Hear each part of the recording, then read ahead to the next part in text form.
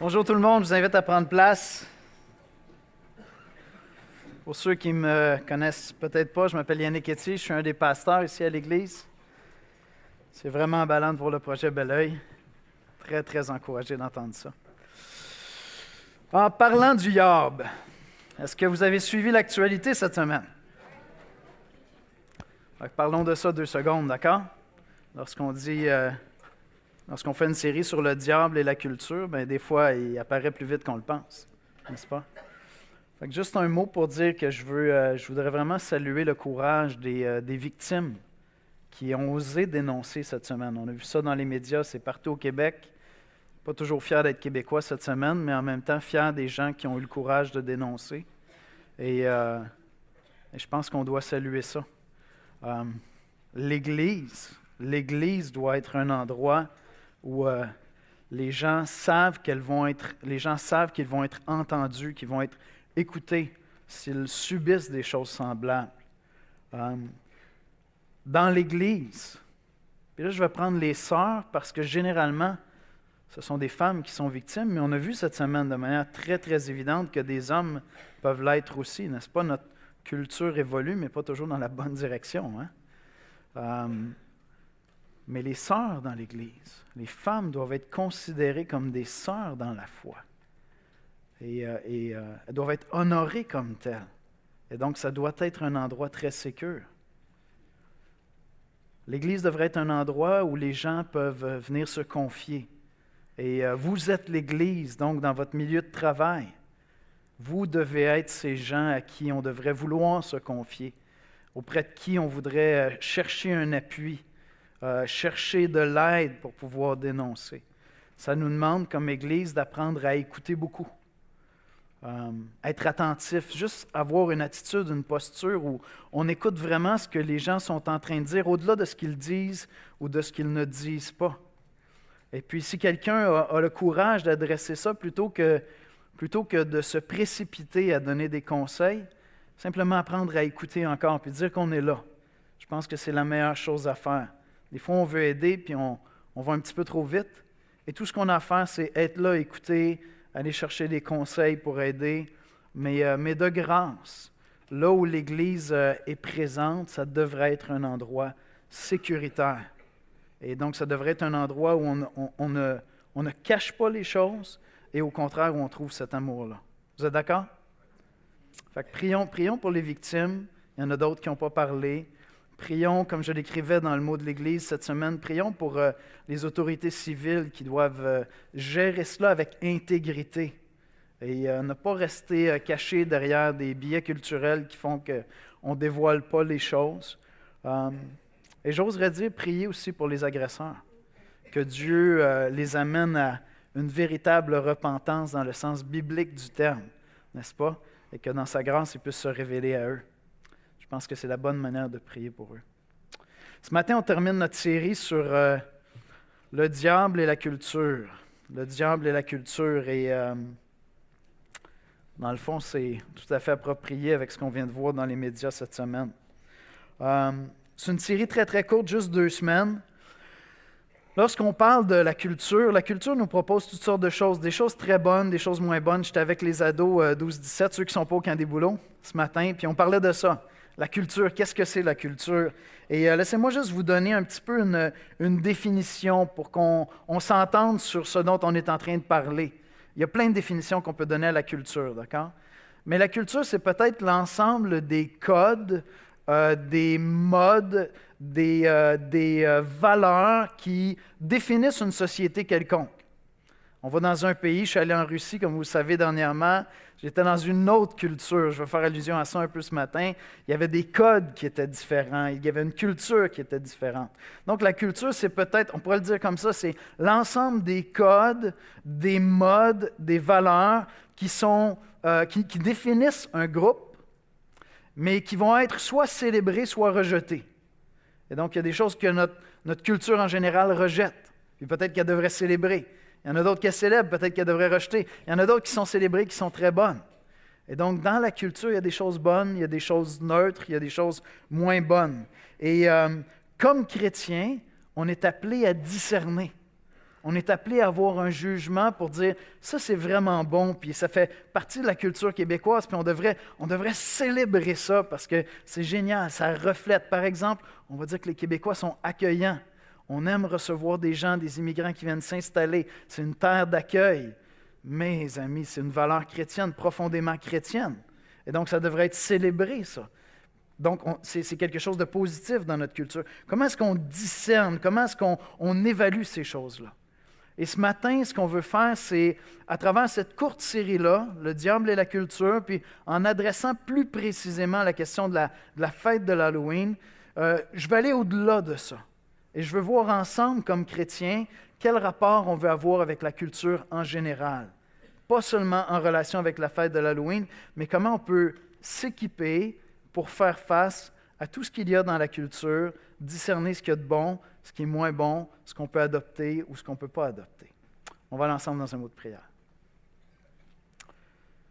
Seigneur Jésus, on l'a déjà mentionné dans la louange, on veut te célébrer parce que tu es venu parmi nous. Tu as quitté le ciel où tout était parfait, juste et bon. Tout était vraiment à ton image et tu es venu marcher parmi les hommes. Tu es venu vivre dans notre culture où il y a du bon et du mauvais aussi, Seigneur. Lorsqu'on pense, Seigneur, à un missionnaire qui est transculturel, c'est toi, Jésus, qui est le missionnaire par excellence. Et tu l'as fait par amour pour nous, tu es venu marcher parmi nous, on te bénit, on t'adore, Seigneur. Tu as rendu Dieu qui est invisible, tellement visible pour nous lorsqu'on lit les évangiles, Seigneur. Et non seulement tu es venu parmi les hommes, mais tu es venu donner ta vie sur la croix pour nous, Seigneur. Afin qu'on puisse être rachetés, pardonnés pour tous nos péchés et réconciliés, Seigneur. Et tu as fait de nous un peuple saint, mis à part pour ta gloire. Je te prie, Seigneur, de nous instruire ce matin.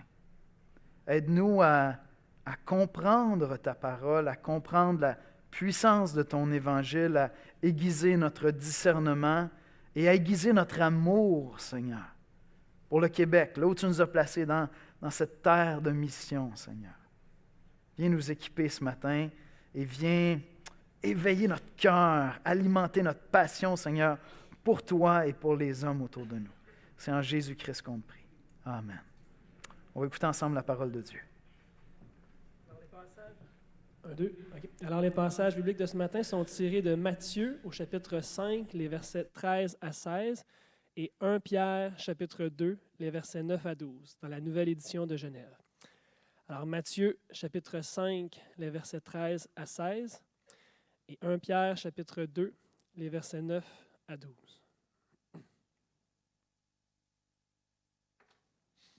Alors, Matthieu 5. Vous êtes le sel de la terre. Mais si le sel perd sa saveur, avec quoi la lui rendra-t-on? Il ne sert plus qu'à être jeté dehors et foulé aux pieds par les hommes. Vous êtes la lumière du monde. Une ville située sur une montagne ne peut être cachée. Et on n'allume pas une lampe pour la mettre sous le boisseau, mais on la met sur le chandelier et elle éclaire tous ceux qui sont dans la maison. Que votre lumière luise ainsi devant les hommes, afin qu'ils voient vos bonnes œuvres et qu'ils glorifient votre Père qui est dans les cieux. 1 Pierre 2, au verset 9 à 12.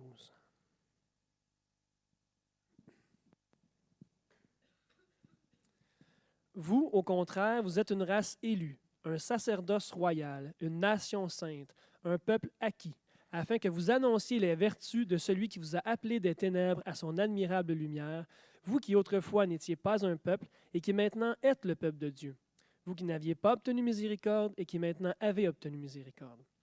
Bien-aimés, je vous exhorte, comme étrangers et voyageurs sur la terre, à vous abstenir des convoitises charnelles qui font la guerre à l'âme.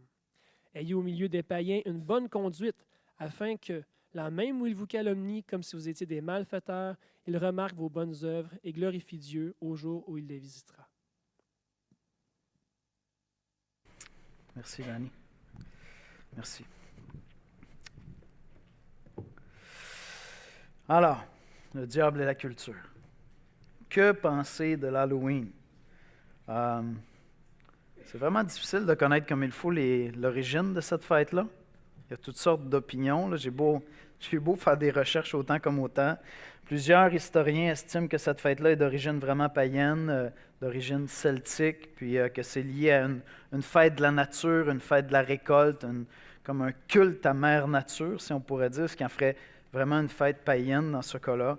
D'autres associent l'origine de cette fête à une fête chrétienne qui aurait vu le jour sous le pape Grégoire III en 700 quelques après Jésus-Christ et qui fêterait, qui célébrerait tous ceux qui sont déjà morts en Christ avant nous, une manière de se rappeler ceux qui nous ont précédés dans la gloire.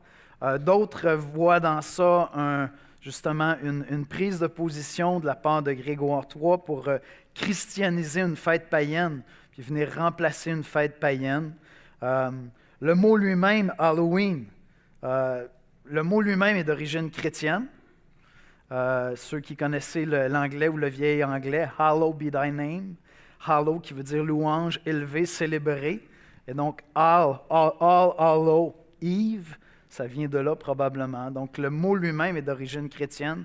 Puis c'était cette idée de célébrer tous ceux qui sont morts avant nous dans la foi, ceux qui sont morts martyrs. Et cette fête-là a été transportée en particulier par des immigrants qui venaient vraiment d'Angleterre, du nord des îles British, puis qui ont apporté ces fêtes-là ici. Et cette fête-là s'est transformée. Si on parle de l'Halloween aujourd'hui, ici en Amérique, ben, essayer de trouver même les vestiges d'une fête chrétienne, c'est vraiment pas évident dans ça. C'est une fête qui est très, très commerciale, avouons-le. C'est le moment où il y a le plus de bonbons qui se vendent dans le monde. Donc, c'est une fête très, très commerciale, un peu comme Noël, et de plus en plus une fête commerciale aussi dans notre culture. Mais c'est aussi une fête qui est associée avec l'occultisme, avec un culte des morts, avec beaucoup de choses très, très sombres avec lesquelles on ne peut définitivement pas s'identifier comme chrétien. Et donc, c'est une fête qui a évolué, puis il y a tout ce volet-là. Il y a le volet où les enfants sortent, ils vont récolter des bonbons, puis ça peut avoir l'air d'une fête d'enfants, mais en même temps, l'Halloween, il va toujours avoir des films d'horreur qui vont jouer, puis on va fêter ça. Et puis il y a certainement des gens qui ont des pratiques occultes autour de cette fête-là, probablement. Donc, qu'est-ce qu'on doit faire avec cette fête-là? Comme chrétien, est-ce qu'il y a quelque chose à faire avec ça de positif ou est-ce qu'on doit complètement rejeter ça? Si vous prenez le temps de faire des recherches sur le web puis vous essayez de voir qu'est-ce que les chrétiens font avec ça, vous allez voir qu'on est vraiment partout, là. On est complètement partout sur la carte. Il y en a qui fuient ça, ferment les lumières, s'enferment dans leur abri nucléaire pour être à l'abri de tout ça. Je dis ça un peu à la blague, mais c'est juste pour dire qu'il y a vraiment les deux extrêmes. Puis il y en a d'autres pour qui il n'y a rien de malsain là-dedans.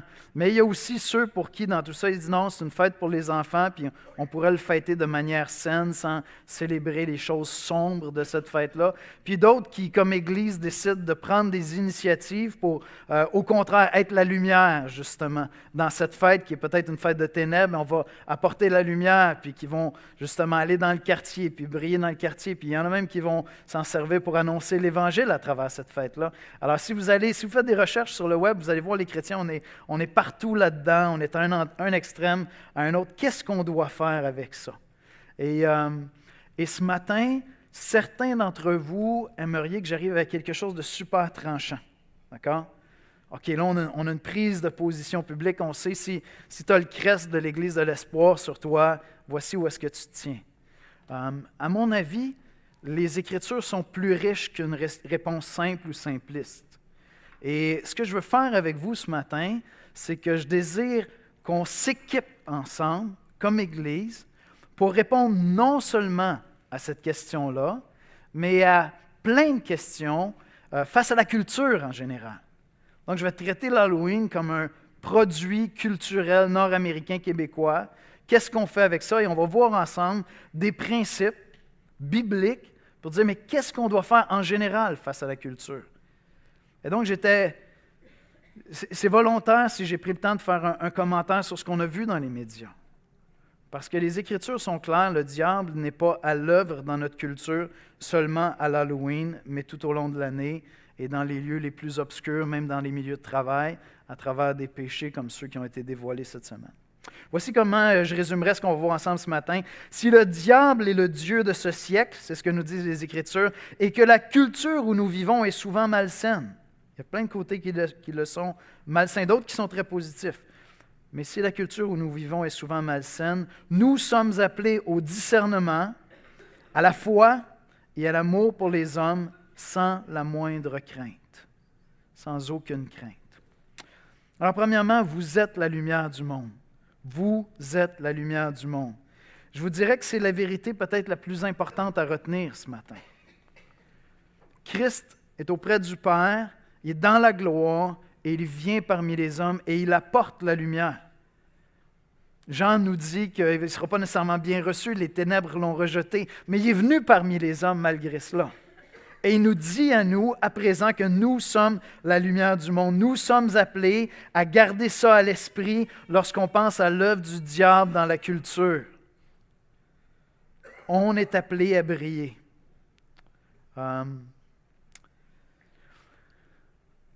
Le Dieu de ce siècle règne dans les ténèbres tout au long de l'année. La parole de Dieu est absolument claire, et puis, comme je le disais la semaine dernière, si c'est une des premières fois que vous venez à l'Église ici, on ne parle pas du diable à toutes les semaines. Maintenant, si on voulait commenter l'actualité, on pourrait le faire à toutes les semaines. C'est ça qui est un peu déprimant quand tu lis les journaux, c'est que finalement, tu le vois souvent à travers les œuvres qu'il produit parmi les hommes. Donc, on pourrait le faire, mais on ne le fait pas parce que les Écritures ne nous parlent pas de lui constamment. Mais la parole de Dieu est absolument claire. Le diable a une grande influence sur le monde et donc sur la culture. Et je ne vais pas revenir sur tout le message de la semaine dernière. Je vous invite plutôt à aller l'écouter. C'est une petite série 2 dimanches. Vous pouvez aller le trouver sur notre site web. Et juste aller écouter le message de la semaine dernière. Je vais juste vous lire quelques passages. D'accord? Dans 2 Corinthiens 4, versets 3 et 4, voici ce qu'on lit. C'est l'apôtre Paul qui parle et qui dit « Si notre évangile est encore voilé, il est voilé pour ceux qui périssent, pour les incrédules, dont le Dieu de ce siècle a aveuglé l'intelligence. » Clairement, il est en train de faire allusion au diable. « Afin qu'il ne voie pas briller la splendeur de l'Évangile, de la gloire de Christ qui est l'image de Dieu. » Donc, une œuvre d'influence qui obscurcit la pensée, qui empêche de recevoir l'Évangile. On lit dans Éphésiens 4, versets 17 à 19. « Voici donc ce que je dis et ce que je déclare dans le Seigneur. Vous ne devez plus marcher comme les païens, les non-chrétiens, qui marchent selon la vanité de leurs pensées. Ils ont l'intelligence obscurcie. Ils sont étrangers à la vie de Dieu à cause de l'ignorance qui est en eux, à cause de l'endurcissement de leur cœur. Ayant perdu tout sentiment, ils se sont livrés au dérèglement pour commettre toute espèce d'impureté jointe à la cupidité. » C'est quand même assez dur comme texte sur la culture, non? Éphésiens 2, versets 1 et 2. « Vous étiez morts par vos offenses et par vos péchés dans lesquels vous marchiez autrefois, selon le train de ce monde, selon le prince de la puissance de l'air, de l'esprit qui agit maintenant dans les fils de la rébellion. » Une allusion encore directe au diable, à Satan. D'accord? Donc, qui agit maintenant. Autrefois, vous étiez de leur nombre, vous suiviez le train de ce monde. Donc, tout ceci pour dire que l'influence du diable ne se résume pas à l'Halloween.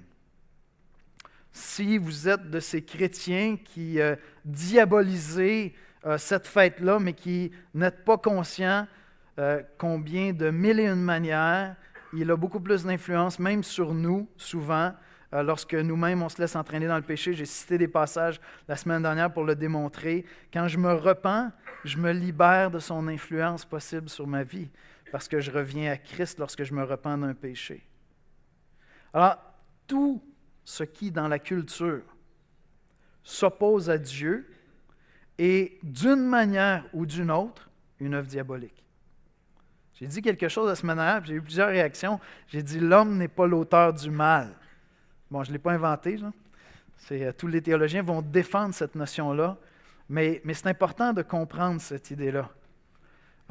Je pêche par moi-même quand je pêche, puis je suis l'auteur de mon péché, ça va. Mais ce n'est pas l'homme qui a conçu le mal, c'est le diable qui le fait. Il est appelé le père du mensonge, d'accord? Et donc, c'est lui qui a conçu le mal, c'est lui l'auteur. Et donc, chaque fois que dans la culture, on trouve le péché, chaque fois qu'on pêche, d'une manière ou d'une autre, je ne peux pas attribuer ça à Dieu, ça. D'une manière ou d'une autre, c'est sous l'influence du diable à travers la culture, à travers des choses qu'il y a dans la culture ou directement dans mon propre cœur, dans ma propre vie. Et donc, il est derrière ça et on doit être conscient de ça. Mais d'autre part, si je suis en train de dire que le diable est un peu partout et qu'il est à l'œuvre toute l'année, ce que nous, on veut se rappeler comme chrétiens, c'est qu'on est appelé à briller sans aucune crainte à l'égard du diable. Et donc, une posture, une attitude qui ferait qu'on aurait peur du diable, honnêtement, c'est une offense à Dieu en pleine face. Je n'ai pas à craindre le diable d'aucune manière. Les chrétiens n'ont pas à craindre le diable. En fait, pour les chrétiens, la peur, c'est humain, c'est naturel. On a tous peur par moment. On a tous des peurs dans nos vies. Mais la peur, comme ça, telle qu'on l'entend, ce n'est pas un sentiment chrétien à proprement dit. Comme chrétien, je suis appelé à craindre qui? Dieu. Et est-ce que c'est une crainte qui est comme « Ah! » Non, parce que j'ai connu l'amour de Dieu à travers Jésus-Christ. Et c'est donc plus un profond, un saint respect. Je comprends bien sa position et la mienne. Je saisis davantage qui il est, qui je suis. C'est ce genre de crainte-là dont il est question. Et donc, si les chrétiens ont des peurs souvent, on vit toutes sortes de peurs parce qu'on est humain, la peur en tant que soi, ce n'est pas une vertu chrétienne, ce n'est pas un sentiment chrétien, c'est quelque chose qu'on cherche à abandonner, à quitter, à donner à Dieu pour ne plus marcher dans la peur. On n'est pas appelé à vivre en ayant peur du diable. Honnêtement, craindre le diable pour un chrétien, c'est offenser Dieu, c'est lui manquer de respect. Celui qu'on doit craindre, c'est Dieu tout simplement, pas le diable. Et comme chrétien, comme je le dis, la crainte que j'ai envers Dieu, ce n'est pas une crainte terrifiante. C'est celle que j'espère que mes enfants ont envers moi, en sachant très bien que je les aime profondément et que les décisions que je prends pour eux sont les meilleures et qu'elles sont motivées par l'amour. C'est cette crainte-là qu'on devrait avoir. Donc notre appel est très, très clair. Jean dit dans 1 Jean 4,4, « Vous, petits-enfants, vous êtes de Dieu et vous les avez vaincus parce que celui qui est en vous est plus grand que celui qui est dans le monde. » Celui qui est en vous est plus grand que celui qui est dans le monde. Toutes les décisions qu'on peut prendre, que ce soit par rapport à l'Halloween ou n'importe quoi, ne doivent pas être motivées par la peur, parce que je crois en Dieu. Amen? Et donc, quelle que sera votre conviction, ou que ce soit que vous aboutissiez dans vos réflexions, ça doit être motivé par la confiance en Dieu, par la foi, et non par la peur. Absolument. Notre question est toujours la même, en toutes circonstances. Comment est-ce que je suis appelé à briller? Christ est venu, et Dieu est la lumière, et Christ est venu apporter la lumière dans le monde, et il nous dit, vous êtes maintenant cette lumière. Dans Matthieu 5, clairement, il dit, vous êtes la lumière du monde. Et donc, la question qu'on est appelé à se poser constamment comme chrétien, c'est devant ceci, devant cela, dans la culture, comment est-ce que je suis appelé à briller? C'est ça ma question. Puis là, il va y avoir différentes réponses à ça. On va voir ça ensemble un petit peu ce matin.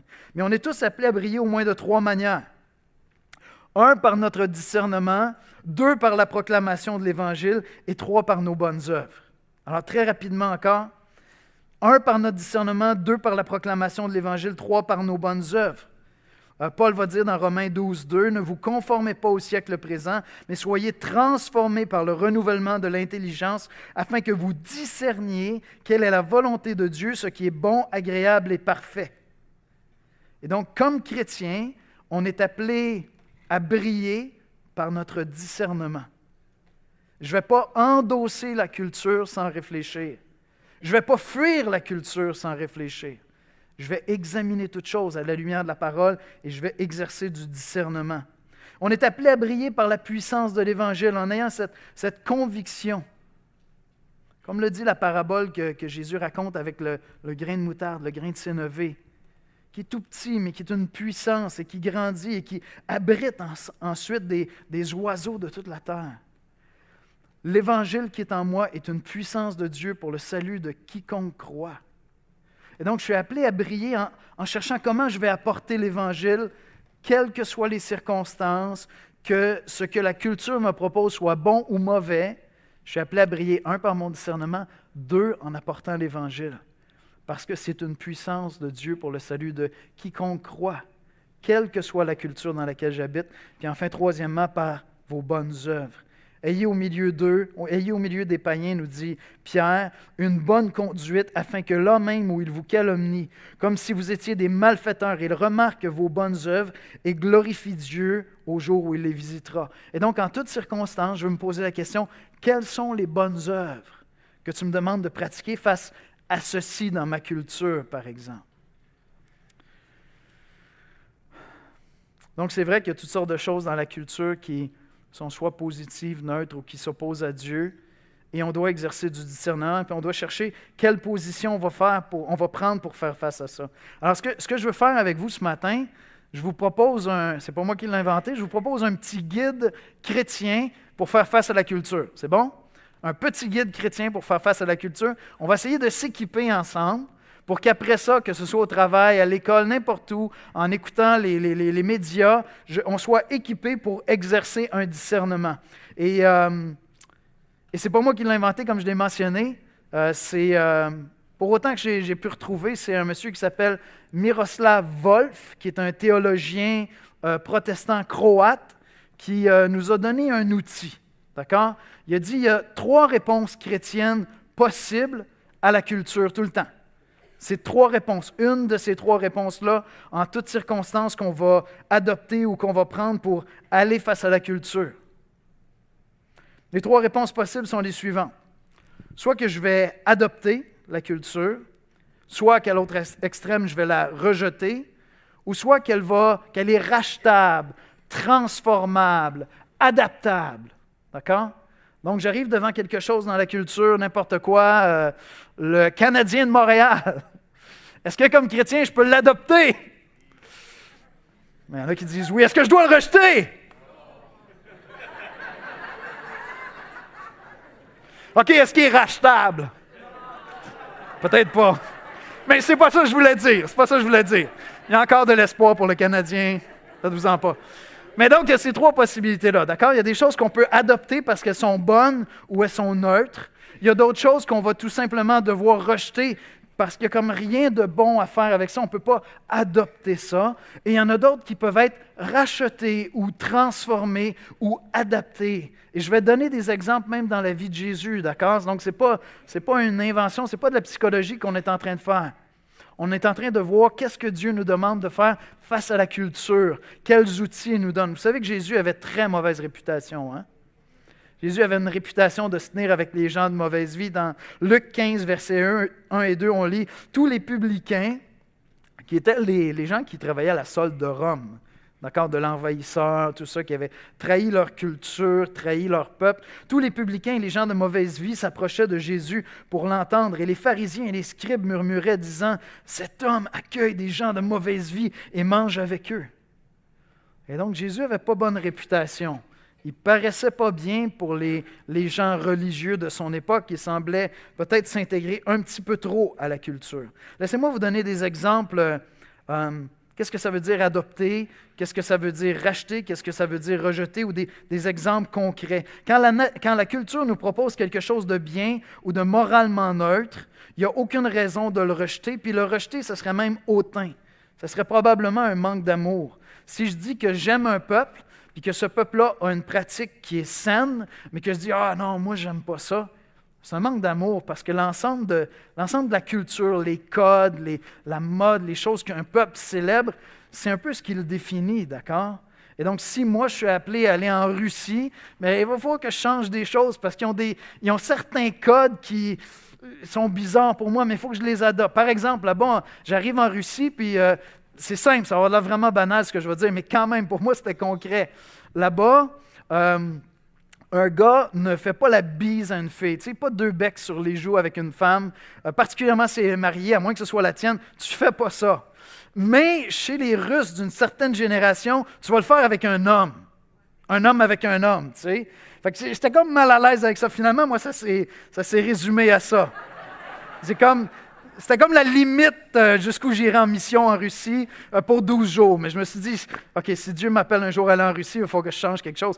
Mais la joke, c'est que pendant cette semaine-là, il y a une jeune femme qui était super fine. Puis honnêtement, ils ne comprennent pas le français, fait que je peux le dire, c'était vraiment la meilleure traductrice de la gang. Alors que Susha, c'était super gentil, ça a cliqué au bout. Avec les 3 gars, vraiment, on avait beaucoup d'affinités, tout ça. Puis à la fin, c'était comme, moi j'aurais fait de la bise, tu sais. Salut Susha. OK, ça c'est comme malaise. Pour moi, c'était malaise, mais pour elle, c'était correct. Pour moi, c'était malaise. Ça aurait été comme correct d'être plus affectueux que ça, mais non, pas dans la culture là-bas. Donc, des choses qu'on va adopter, puis des choses qu'on va rejeter. Je vous donne un exemple banal. Ça va même avoir de l'air ridicule. Mesdames, je ne vais pas faire du sexisme, mais plusieurs d'entre vous, ce matin, portaient des pantalons. Puis, je veux dire, il y a 2 siècles, ça aurait été absolument abominable. Non, mais c'est vrai. Pas 2 siècles, voilà quoi? 100 ans? Peut-être même pas 100 ans. Puis, je veux dire, les chrétiens, la majorité des chrétiens dans le monde, les chrétiens portent des pantalons. On a adopté ça sans faire trop de chichi avec le temps. On s'est dit, bon, OK, finalement, c'est peut-être pas la fin du monde. Là. Puis c'est pratique en plus, cette affaire-là. Fait que, OK, les filles portent des pantalons. Puis on n'est pas dans les églises à se dire, non, c'est un produit du diable. Vous comprenez? Mais je veux dire, au début, quand c'est sorti, fait qu'on voit même que la culture peut changer avec le temps. Alors, ce sont des exemples de ce qu'on peut adopter, des exemples de ce qu'on peut racheter ou transformer, parce que souvent, la culture va nous présenter quelque chose qui n'est pas entièrement bon, mais il y a quelque chose à faire avec ça. Il y a quelque chose à faire pour transformer ça un peu, puis rendre ça comme plus acceptable. Il y a quelque chose de positif à tirer de ça. Puis un exemple, encore une fois, peut-être banal, mais par exemple, la culture du rap. Je veux dire, si vous suivez un petit peu pour une grande partie du rap, ce que c'est, en anglais, c'est pas bon. Des valeurs macho au bout, des valeurs de violence. Je veux dire, une grande partie de cette culture-là est super toxique. Mais est-ce qu'on peut racheter ça? Est-ce qu'on peut adapter ça? Est-ce qu'on peut transformer ça? Bien, définitivement. Et donc, les chrétiens peuvent adapter, transformer, racheter ce volet-là de la culture. Et de plus en plus, c'est ce qu'on voit. D'accord? Donc ça, c'est un exemple où il y a quelque chose qui c'était pas bon, fondamentalement, mais peut-être que ça peut être neutre, puis peut-être même que ça peut devenir bon si on s'en mêle un peu, puis qu'on va transformer des choses un petit peu. Un exemple plus près de nous, plus concret pour nous. Dans cette Église, on donne beaucoup de formations sur le counseling biblique. Bon, mais le counseling biblique, je veux dire, une partie de tout ça tire des réflexions de la psychologie. Puis la psychologie, bien, des fois, elle est neutre, des fois, elle est bonne, puis d'autres fois, c'est carrément malsain, les propositions qui sont faites, parce que tout est centré sur l'être humain, il n'y a pas de notion de repentance. Et donc, qu'est-ce qu'on va faire? On va examiner comme il faut, puis on va développer une approche au counseling qui va être profondément biblique, sans nécessairement rejeter tous les outils qui ne sont pas chrétiens. Donc, on va se servir des fois des tests de psycho pour mieux comprendre la personne. Mais ensuite, le remède qu'on va apporter, l'anthropologie, le regard qu'on va déposer sur la personne va être éclairé par la parole de Dieu. Et donc, c'est un exemple où on rachète quelque chose dans la culture, puis on peut s'en servir vraiment pour faire le bien. Des exemples où on rejette. Bien, par exemple, si Jésus est allé aux noces de Cana, puis il a changé l'eau en vin, il a adopté quelque chose dans la culture. Lorsqu'il est arrivé au temple, puis il a vu les vendeurs du temple, il y avait comme, en tout cas, aux yeux de Jésus, il n'y avait pas grand-chose de rachetable là-dedans. Et il a rejeté tout ça. Puis il a dit non, ça ne va pas servir au commerce. On est là pour glorifier Dieu, pour adorer Dieu. Et donc, il a rejeté ça même de manière violente. Bien, aujourd'hui, il y a des choses qu'on doit absolument rejeter. On va rejeter la polygamie. Puis on ne va pas endosser ça. Là, maintenant, le new trend, c'est la polyamorie. Et donc, plusieurs amours. Je ne les marie pas, mais j'en ai plusieurs. Il n'y aura pas moyen de racheter ça, cette affaire-là, vous comprenez? On ne pourra pas faire une version chrétienne du gars qui est en amour avec 4 femmes en même temps. Il y a comme... Non, on est obligé de rejeter ça.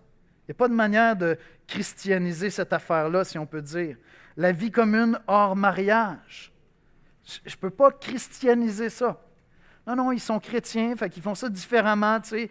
Ils vivent ensemble, mais pas ensemble, puis c'est super sain, tout est bien. Ils n'ont pas fait d'alliance, mais je ne peux pas racheter cette affaire-là. Je dois prendre une décision, puis je dois décider de renoncer à ça. Maintenant, un exemple de quelque chose qui est culturel que les chrétiens ont racheté. Puis peut-être qu'un jour, on va devoir changer notre fusil d'épaule. C'est la fête de Noël. Je veux dire, la fête de Noël, a priori, dans ses origines, c'est une fête païenne. C'est clair que c'est une fête païenne. Mais on peut dire que c'est une fête qui a été christianisée, si on peut dire. Nulle part dans les Écritures, c'est dit qu'on doit fêter la naissance de Jésus. Je veux dire, on doit vraiment l'apprécier. C'est correct lorsque tu arrives là, sur ces passages-là, de te mettre à adorer Christ puis dire, aïe, c'est Dieu, le Fils, qui vient sur terre, puis c'est génial. Mais de dire que les chrétiens, le 25 décembre, doivent fêter la naissance de Jésus, c'est pas écrit dans la Bible. Je veux dire, on ne le ferait pas comme une fête particulière. Je ne pense pas qu'il y aurait d'offense à Dieu.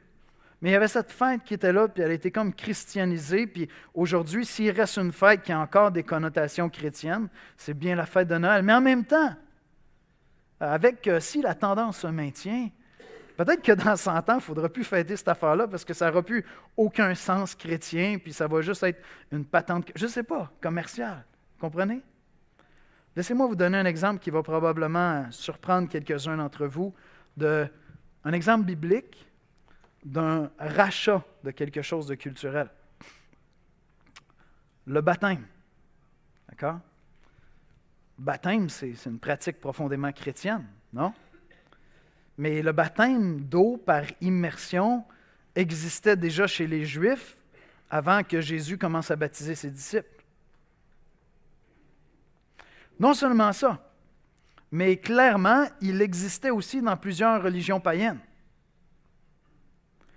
Et donc, les Juifs ont adopté ça, puis ils ont transformé ça un peu pour exprimer une repentance. Je me fais baptiser, quand je veux être purifié, je reviens à Dieu. Et Christ vient, puis il dit, non, on va aller plus loin que ça encore. Ça ne va pas juste être une repentance, ça va être une identification avec l'œuvre de Christ sur la croix pour toi.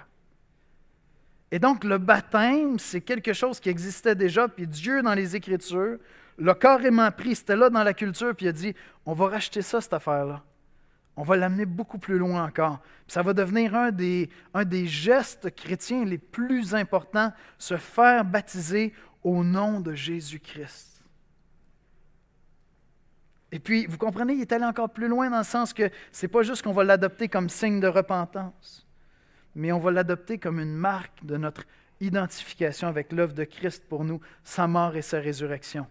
C'est vraiment un exemple d'une situation où il y avait quelque chose de culturel à l'époque, puis Dieu a décidé de racheter ça tout simplement.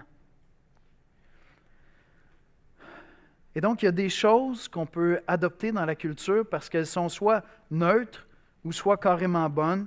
Puis il faut dire, waouh, le Québec là-dessus, c'est des belles valeurs, puis il faut célébrer ça, puis il ne faut pas rejeter ces choses-là, sont bonnes. Il y en a d'autres qu'on est obligé de rejeter parce qu'on dit qu'on ne peut pas s'associer à ça d'aucune manière. Et il y en a d'autres qu'on peut transformer, qu'on peut racheter, qu'on peut adapter, puis elles vont devenir positives si on les tweak un peu, si on les ajuste. Et ça peut même dépendre de la culture où tu te trouves. Alors, par exemple, lorsqu'on était en Russie, les problèmes d'alcoolisme là-bas sont... Si vous pensez que le Québec a connu des problèmes d'alcoolisme, on ne sait rien du tout. On ne connaît rien. Je veux dire, là-bas, évidemment, je suis allé voir s'il y avait des bonnes vodkas que je pouvais rapporter. Fait que lorsque j'arrive à l'épicerie, je m'en vais là, puis honnêtement, j'étais choqué. Parce que je connais un peu le problème d'alcoolisme qu'il y a là-bas. Et puis, 1 litre de bière, 35 sous. D'accord? Puis, un 500 millilitres de vodka, 2 $. Fait que là, je suis parti de là, puis je posais des questions au pasteur le lendemain. Je disais, c'est pas une grosse décision sociale de taxer ça un peu, tu sais, changer ça si tu veux que ton peuple arrête d'avoir ces problèmes-là. Et puis, la première réponse d'un des pasteurs, c'est qu'il me dit, honnêtement, je pense que ça fait bien l'affaire de l'État, parce que quand tu es alcoolique, tu ne fais pas des révolutions. Fait que tu restes tranquille. Fait que là, je dis, c'est quoi, là, vous êtes en train de... Mais, bon, c'est un contexte particulier, là, où il y a énormément de manipulation de la part de l'État. Pour un Russe, une loi, lorsque le gouvernement adopte une loi, c'est quelque chose de malsain, d'accord? L'État veut te contrôler. je ne parle pas des chrétiens nécessairement, mais un Russe, quand il voit une loi paraître, il se dit, comment on fait pour la contourner? C'est l'État qui veut nous contrôler, d'accord? Fait que j'ai posé la question à Vitaly aussi, je dis, tu penses-tu que ça pourrait être à ce point-là? Puis il dit, honnêtement, oui, je pense que ça fait du sens. C'est bon. Puis je veux dire, il serait pas le premier gouvernement à faire ça. C'était la philosophie de Rome, n'est-ce pas, du pain et des jeux, pour garder le peuple tranquille. On sort les arènes, puis on sort la boisson, puis tout le monde reste heureux, puis il n'y aura pas de révolution, d'accord? Alors, il y a des régions rurales en Russie où ils ont des excédents de production de céréales, et ça, c'est donné pour produire de l'alcool. Et ce qu'on me disait, c'est que facilement, dans les bonnes années, tu peux acheter de l'alcool à 99 % que tu vas couper, évidemment, si tu veux vivre jusqu'au lendemain, pour moins cher que de l'eau minérale. Fait que tu te dis, OK, il y a quelque chose là, qui ne marche pas. Donc là-bas, un chrétien ne touche pas à une goutte d'alcool. Maintenant, dans notre culture, quand moi je me suis converti, c'était pas mal ça. Puis là, après ça, on a dit non, peut-être qu'on peut avoir une attitude mature par rapport à ça. Je vous avoue que ça ne marche pas toujours. Mais peut-être qu'on peut avoir une attitude mature par rapport à ça. Puis peut-être que c'est correct d'avoir un barbecue dans ma cour, d'inviter des voisins, puis de prendre une bière raisonnablement ensemble. Alors, où je veux en venir, c'est que ça peut même changer selon les cultures, changer selon les époques, et ça nous demande d'exercer du discernement. Fait que si je viens à la question de l'Halloween, qu'est-ce qu'on fait avec ça comme chrétien? Il y a définitivement des aspects de cette fête-là avec lesquels on ne peut pas s'associer aujourd'hui. Telle qu'elle est présentée, il y a des choses avec lesquelles on ne peut pas s'identifier. Tout l'occultisme, l'espèce de célébration de la mort, des choses occultes, d'aucune manière, je veux que mes enfants ou que ma famille s'identifient à ça. D'accord? Maintenant, comme je l'ai mentionné, il y a des chrétiens qui vont dire, OK, c'est vrai, mais c'est plus ça pour tous les enfants. Pour bien des familles, c'est juste une fête où, dans le quartier, les enfants se sentent accueillis, puis on les aime, puis moi, je m'assure que mes enfants vont être habillés justement dans des costumes qui vont être sains, puis qui vont être positifs. Puis il y en a d'autres qui vont plus loin encore, puis qui disent, non, c'est une opportunité, au contraire, même de connecter dans le quartier, puis de se faire connaître dans le quartier, puis certains vont même s'en servir pour annoncer l'Évangile. Alors, si dans l'Halloween, il y a des choses clairement auxquelles je ne peux pas m'identifier, ça ne veut pas dire pour tous les chrétiens qu'il faut complètement rejeter ça en entier. Et l'Église change sa manière de voir les choses. Je pense souvent à un ami à moi, Réal Primard, qui me dit, quand je me suis converti, c'était un chasseur, bien à mon époque, quand tu te convertissais à un chrétien, il jetait ses guns. La chasse, c'était pas chrétien. Puis il me raconte souvent ça en riant un peu parce qu'il se dit, ça a quand même drôlement changé. Hein? Maintenant, si je dis au pasteur, hey, je vais t'apporter un morceau d'orignal, en général, ils sont super contents. Tu sais. Fait qu'ils ne tiennent plus à ce que les gars ils jettent tous leurs fusils. C'était pas un message en passant. c'est vrai, c'était pas un message. Je me suis juste dit que ça aurait de l'air peut-être d'un message. OK? Je suis très sincère. Désolé. C'est vrai que tu as tué cette année, toi, hein? Hey, je peux même dire que tu as tué cette année. Un orignal. Récolté, tu as récolté cette année. Ah, c'est bon, ça, tu vois, il a adapté un petit peu la culture. Tu as récolté cette année. C'est bon, je vais essayer de garder ça. Ça manque un peu de mordant pour moi, mais c'est correct, je mordrai dans la viande au lieu. Alors, je pense que c'est un outil qui est valable, d'accord? Et je crois que Dieu nous appelle à se servir d'un outil comme celui-là. Face à la culture, je dois me poser la question, est-ce que je peux l'adopter? Est-ce qu'elle est neutre ou positive dans toutes sortes de domaines? Est-ce que je dois la rejeter? Parce qu'il n'y a rien à faire de bon avec ça. Ce n'est pas rachetable. Il n'y a pas moyen de christianiser ça, d'accord? Ou est-ce que, au contraire, on peut la racheter, il faut la transformer pour la rendre acceptable. Et sur une question, par exemple, comme l'Halloween, les chrétiens vont avoir différentes réponses. Ça m'amène à mon dernier point ce matin, d'accord? Ce que je crois que les Écritures nous demandent de faire en utilisant un outil comme celui que je viens de vous donner, adopter, rejeter, racheter ou transformer. Puis pour chaque question culturelle, on doit se poser ces questions-là. Voici ce que je crois qu'on doit faire. On doit user de discernement, d'amour et de grâce. Alors, on doit développer la discipline d'examiner toutes choses. d'enseigner nos enfants. Tu décides que tes enfants ne doivent pas participer à l'Halloween, de grâce, donne-leur pas juste la réponse que c'est une fête du diable. Parce que tes enfants savent que pour plein de leurs amis, ce n'est pas une fête du diable. Ils ont besoin que tu leur... C'est peut-être ça ta conviction. Moi, honnêtement, je n'ai aucun problème avec cette conviction-là. Mais il va falloir que tu examines comme il faut puis que tu enseignes tes enfants. Parce qu'ils sont intelligents. Puis une réponse simpliste ne suffira pas. D'accord? Si tu regardes ça puis tu dis non, moi je pense que mes enfants peuvent participer, est-ce que tu vas les envoyer comme ça sans les instruire? Sans les aider à aiguiser un discernement? Si tu dis non, on peut s'en servir pour être en mission, examiner toutes choses, instruisez, enseignez. Et donc, on est appelé à examiner et à retenir ce qui est bon. C'est ce que les Écritures nous disent. Deuxièmement, assurez-vous que vous êtes motivés toujours par l'Évangile. Pas par la peur, pas par du légalisme, pas par un esprit de conformité qui dit « je vais avoir de l'air fou si je ne le fais pas ». Toujours motivé par l'Évangile, parce que c'est la puissance qui nous transforme. Voyez-vous le mouvement de Christ qui est au ciel, il est dans la gloire et dans la perfection, puis il vient marcher dans la boue, littéralement. Il vient parmi les pécheurs. C'est une espèce de non-sens scandaleux que le Dieu parfaitement saint, qui dans son temple ne pouvait tolérer que le péché entre, quitte le ciel pour venir vivre parmi les hommes.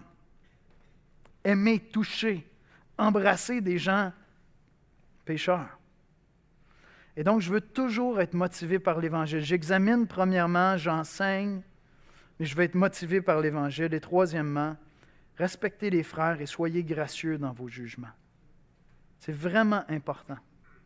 La culture de cette assemblée, on veut que ce soit une culture de la parole, une culture de grâce, une culture de discernement. Et donc, je veux terminer avec 1 Corinthiens 10. Écoutez bien ceci, parce que je pense que c'est ce qui doit aussi imprégner nos relations ici dans l'Église sur des questions comme les questions culturelles. Paul dit dans 1 Corinthiens 10, versets 23 à 27, « Tout est permis, mais tout n'est pas utile. Tout est permis, mais tout n'édifie pas. Que personne ne cherche son propre intérêt, mais que chacun cherche celui d'autrui. Mangez de tout ce qui se vend au marché, sans vous enquérir, sans vous inquiéter de rien par motif de conscience, car la terre et tout ce qu'elle renferme est au Seigneur. Si un non-croyant vous invite et que vous alliez manger de tout ce dont on vous présentera, sans vous enquérir par motif de conscience. » Fait qu'il est en train de dire, tu ne sais pas servir à quoi cette viande-là, mais si on te la sert, mange-la, c'est de la viande. OK? C'est de la viande. Puis celui qui est en toi est plus puissant que celui qui est dans le monde. Mais, Paul dit, verset 28, si quelqu'un vous dit, en passant, ceci a été offert en sacrifice, n'en mangez pas. N'en mangez pas à cause de celui qui a donné l'avertissement et à cause de la conscience. Je parle ici non de votre conscience, mais de celle de l'autre. Pourquoi, en effet, ma liberté serait-elle jugée par une conscience étrangère? Si je mange avec action de grâce, pourquoi serais-je blâmé au sujet d'une chose dont je rends grâce? Fait que si quelqu'un, pour lui, c'est un objet de scandale, abstiens-toi de ça. Tu ne veux pas le scandaliser. Toi, tu es libre, c'est correct, fais-le. Mais si tu es avec quelqu'un d'autre pour qui c'est un objet de scandale, fais pas ça. Et donc, je crois qu'en Église, ce que Dieu nous appelle à faire, c'est, je vais le résumer comme ça, puis j'aimerais inviter les musiciens à venir me rejoindre à l'avant. Dieu nous appelle à ne pas craindre le diable dans la culture, mais à être convaincu que celui qui est en nous est plus puissant que celui qui est dans le monde. Dieu nous appelle à briller dans le monde. Maintenant, ça va nous demander d'exercer du discernement, d'examiner toutes choses. On ne peut pas adopter la culture ou rejeter la culture sans prendre le temps de réfléchir à la lumière de la parole. Ça veut dire qu'il va falloir qu'on discute ensemble. On va avoir des conversations dans nos petits groupes, on va avoir des conversations entre amis chrétiens, puis on va jaser, puis toi, qu'est-ce que tu penses de ça, puis où tu t'en vas là-dessus? Maintenant, si ces conversations-là deviennent malsaines, puis ça devient juste des occasions de se diviser, arrêtez de discuter de ça. Respectez les convictions de chacun. Usez de grâce, puis laissez Dieu juger ses serviteurs, comme Paul le dit. Et aimons-nous à travers ça. Christ est venu sur la terre, les amis. Ça a été le missionnaire interculturel par excellence. Non seulement il est venu s'adapter à une culture qui n'était plus la sienne, parce qu'elle avait été corrompue par le péché, mais il est venu vivre et marcher parmi les pécheurs. Il est venu briller parmi les hommes. Et il nous dit à nous, vous êtes la lumière du monde. Donc Dieu nous appelle à briller. Pour briller, il va falloir examiner, user de discernement. Il va falloir croire dans la puissance de l'Évangile et annoncer l'Évangile de Jésus-Christ. C'est vraiment juste ça qui va racheter les gens. C'est l'Évangile. Il n'y a pas d'autre manière de le faire. Et enfin, troisièmement, il faut qu'on brille par nos bonnes œuvres. Et donc, je vous invite à discuter cette semaine, à réfléchir ensemble, à garder cette culture de grâce dans l'Église où on s'aime les uns les autres, puis on peut se pencher sur les Écritures, puis on peut respecter les convictions de chacun, et ça va nous servir d'instruction. Et Dieu va nous conduire dans ça. Puis on va briller pour la gloire de Dieu. Amen? On va prier ensemble. Père éternel, merci pour ta parole. Ta parole est la vérité, Seigneur. Ta parole nous affranchit des mensonges, nous affranchit, Seigneur, de tout ce qu'il peut y avoir de mauvais et dans le monde et souvent dans nos propres cœurs, Seigneur. Seigneur Jésus, tu as quitté le ciel pour venir marcher parmi les hommes. C'est la puissance de l'Évangile, Seigneur. C'est ton amour qui est venu se manifester au milieu de nous et tu nous as aimés, Seigneur. Sur la croix, tu pries et tu dis, Père, pardonne-leur car ils ne savent ce qu'ils font. Aveuglés par le péché, par les ténèbres du prince de ce monde, ils ne savent ce qu'ils font. Et encore, tu déposes un regard de grâce sur nous, Seigneur. Mais Seigneur, pour tous ceux d'entre nous qui avons placé notre foi en Jésus-Christ, tu nous as rachetés personnellement. Tu as fait de nous un peuple saint, une nation sainte, un peuple acquis, mis à part pour apporter l'Évangile dans ce monde, pour célébrer ta gloire, Seigneur. Fais-nous grandir en maturité comme Église. Seigneur, nous sommes missionnaires parmi un peuple qui célèbre de bonnes choses et des choses moins bonnes. Et nous voulons aimer ce peuple québécois, Seigneur. Nous voulons aimer nos voisins, nous voulons aimer notre quartier, nous voulons aimer nos collègues de travail, Seigneur. Nous voulons briller par nos bonnes œuvres, par notre amour, par la puissance de l'Évangile, Seigneur. Donne-nous du discernement, équipe-nous, Seigneur. Et que cette assemblée, cette Église, l'Église de l'espoir, aime, Seigneur, cette ville où tu nous as placés, cette région où tu nous as placés. C'est en Jésus-Christ qu'on prie. Amen.